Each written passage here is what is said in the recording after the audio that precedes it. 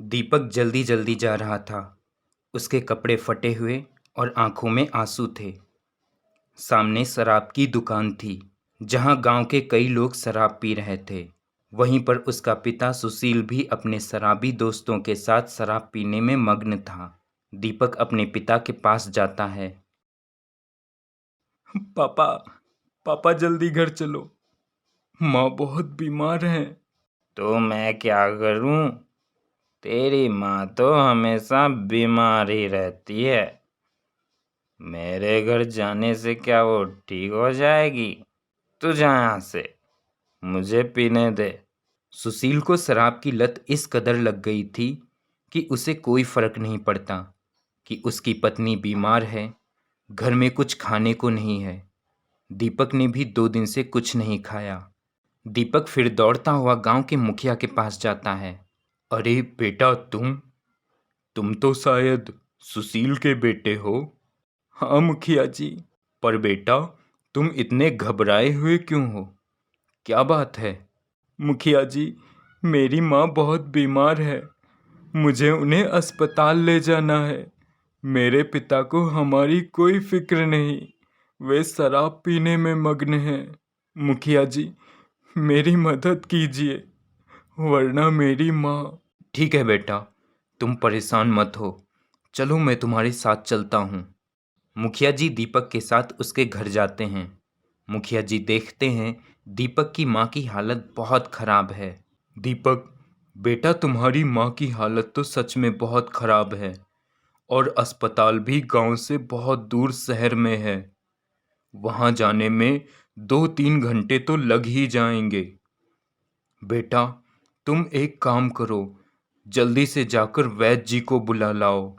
दीपक दौड़ता हुआ वैद्य जी के पास जाता है। वैद्य जी के घर का दरवाजा बंद है। दीपक वैद्य जी को आवाज लगाता है। वैद्य जी, वैद्य जी दरवाजा खोलिए, वैद्य जी। वैद्य जी बाहर आते हैं। क्या हुआ बेटा?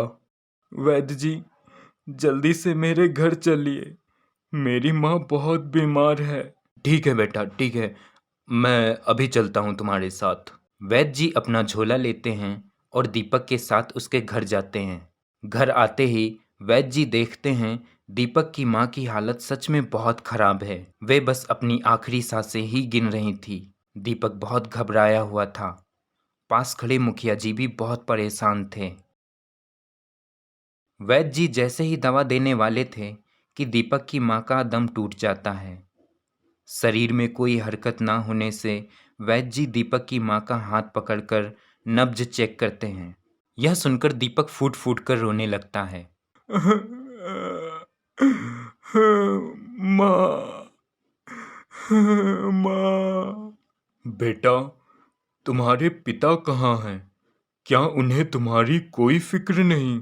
नहीं वैद्य जी, मेरे पिताजी को हमारी कोई फिक्र नहीं, वो तो सिर्फ शराब में डूबे रहते हैं। माँ। वैद्य जी, ये सब उस सेठ धनराज के कारण हो रहा है। आज फिर एक अच्छा खासा हंसता खाता परिवार बिखर गया। सही कहा आपने मुखिया जी। सेठ धनराज एक बहुत ही क्रूर और निर्दयी व्यक्ति है। गांव में शराब की ठेकी लगवाकर उसने पूरे गांव को बर्बाद कर रखा है। आज एक और घर बर्बाद हो गया। दीपक दोनों की बातें सुन रहा था। दीपक गुस्से में आकर पुलिस स्टेशन पहुंच जाता है। दीपक थानेदार से सेठ धनराज के खिलाफ गांव में अवैध शराब की ठेकी लगाकर गांव को बर्बाद करने की शिकायत दर्ज करने को कहता है। पुलिस वाले सेठ धनराज का नाम सुनकर ही सहम जाते हैं। देखो बेटा, घर जाओ, तुम अभी बच्चे हो। सेठ धनराज को नहीं जानते, वो बहुत पावरफुल आदमी है। तुम्हारी रिपोर्ट से उसका कुछ नहीं बिगड़ने वाला। तभी वहां मुखिया जी आ जाते हैं। मुखिया जी, अच्छा हुआ आप आ गए। समझाइए इस बच्चे को और ले जाइए इसे। अगर सेठ धनराज को ये बात पता चल गई कि ये बच्चा उसके खिलाफ रिपोर्ट दर्ज करवाने आया था तो हाँ हाँ इंस्पेक्टर साहब, मैं इस बच्चे को ले जाता हूँ। आप ऐसा कुछ मत करिएगा। ये बच्चा नादान है, माँ को खो बैठा है, इसलिए होश में नहीं है। मुखिया जी दीपक को किसी तरह समझाकर अपने साथ ले जाते हैं। पत्नी की मौत की खबर सुनकर सुशील अपने बेटे दीपक के पास आता है। दीपक के साथ मुखिया जी भी होते हैं। दीपक अपने पिता को गुस्से से देखता है। सुशील, तुम तो एक अच्छे और समझदार इंसान थे। तुम इस दलदल में कैसे फंस गए? आज तुमने अपने हाथों अपना घर बर्बाद कर लिया। मुखिया जी की बातें सुनकर सुशील बहुत शर्मिंदा होता है और माफ़ी मांगता है। मुखिया जी, बेटा दीपक, मैं माफ़ी के काबिल तो नहीं, पर हो सके तो मुझे माफ़ कर दो। मैं बहुत शर्मिंदा हूँ। मैंने ऐसा कभी नहीं सोचा था। दीपक मेरे बेटे, मैं तुम्हारी माँ को तो वापस नहीं ला सकता, पर मैं वादा करता हूँ कि अब से मैं कभी शराब नहीं पीऊँगा, मेहनत करूँगा, तुम्हें पढ़ाऊँगा और जो तेरी माँ ने सपना देखा था तुझे आईएएस बनाने का, उसे पूरा करवाऊँगा। बेटा दीपक, जो हो गया सो हो गया, अब आगे की सोचो।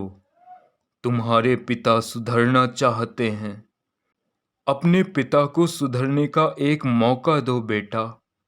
मुखिया जी के समझाने पर और पिता का पश्चाताप देखकर दीपक अपने पिता को माफ कर देता है। सुशील अब बहुत मेहनत करने लगता है अपने बेटे को पढ़ाने के लिए और दीपक भी मन लगाकर पढ़ने लगता है अपनी माँ का सपना पूरा करने के लिए। तभी सेठ धनराज को इन सारी बातों का पता चलता है। अच्छा, तो गांव के लोग अब सुधरने लगे हैं और मेरे खिलाफ रिपोर्ट लिखवाने की कोशिश की गई। मेरा धंधा चौपट करने के बारे में सोच रहे हैं लोग। सेठ धनराज के होते ये कभी नहीं हो सकता। मेरे धंधे के बीच जो आएगा वो मुझसे बच नहीं पाएगा। हा हा हा हा हा हा। सेठ धनराज सुशील के घर चुपके से कई सारी शराब की बोतलें, ढेर सारे रुपए रखवा देता है और पुलिस को सूचना भिजवा देता है। पुलिस अचानक से सुशील के घर आती है और ढेर सारे रुपए, नशीले पदार्थ पाकर सुशील को अवैध धंधे के जुर्म में गिरफ्तार कर ले जाती है। सुशील को उम्र कैद की सजा हो जाती है।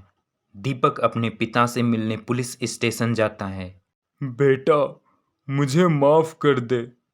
लगता है तेरी माँ का सपना अधूरा रह जाएगा। सब मेरी गलती है।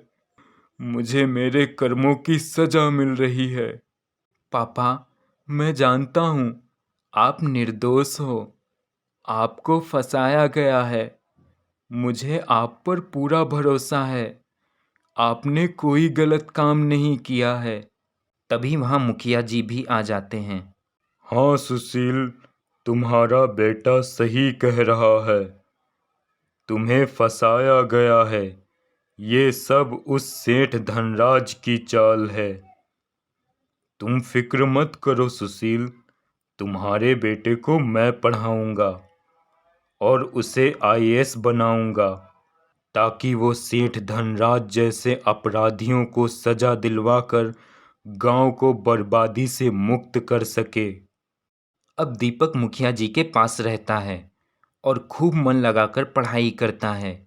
मुखिया जी दीपक की पढ़ाई का सारा खर्चा उठाते हैं। फिर एक दिन दीपक आईएएस बन जाता है। आईएएस बनते ही पूरा डिपार्टमेंट दीपक के हाथ में आ जाता है। दीपक धनराज के सारे अवैध धंधों के सबूत इकट्ठे करता है और अपने पिता के निर्दोष होने के सबूत भी इकट्ठे करता है। जैसे ही सेठ धनराज को पता चलता है कि गांव में उसकी शराब की ठेकी पर सरकारी ताला लग गया है, सेठ धनराज सदमे में आ जाता है और वह पुलिस के पास जाता है। किसकी हिम्मत हुई जिसने मेरे धंधे पर ताला लगाया? ए, आवाज नीचे। तुझे पता है तू कहाँ खड़ा है? सरकारी जगह है ये, पुलिस स्टेशन। पड़ोस में खड़ा हवलदार सेठ को बताता है कि ये आईएएस अधिकारी हैं। अब सारा इंचार्ज इन्हीं के हाथ में है। यह सुनकर सेठ सहम जाता है।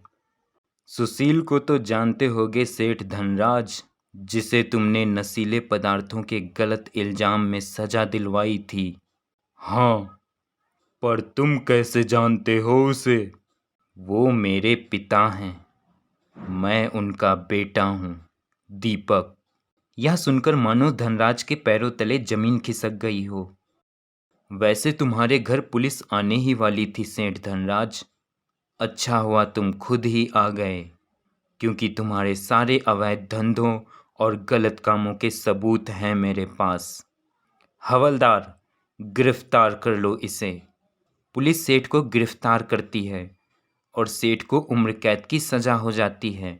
वहीं दीपक के पिता सुशील को रिहाई मिल जाती है और गांव में एक बार फिर से सब ठीक हो जाता है।